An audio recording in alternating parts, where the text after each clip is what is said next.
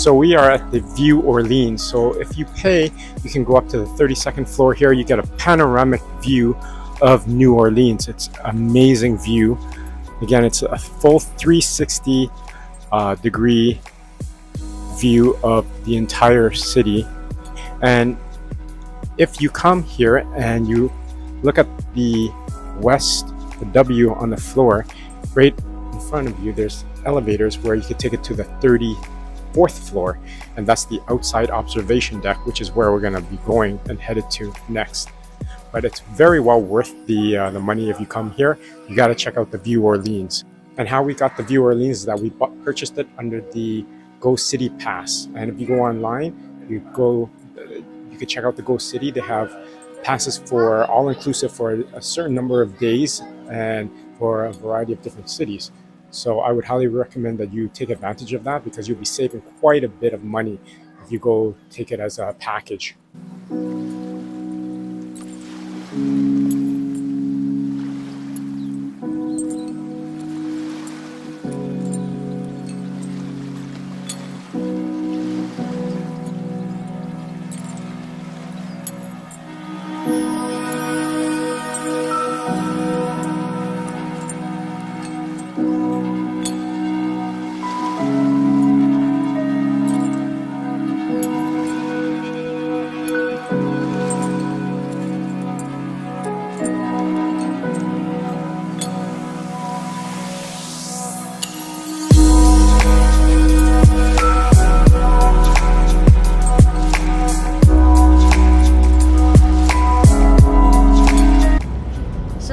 About the Go City Pass is you've got so much activities. You pay up front, you don't have to worry about going to a tour group or a travel place to purchase additional tickets to get in, and it's a huge savings. Our Go City Pass has included our dinner on the first night, the tour of the Vue Orleans.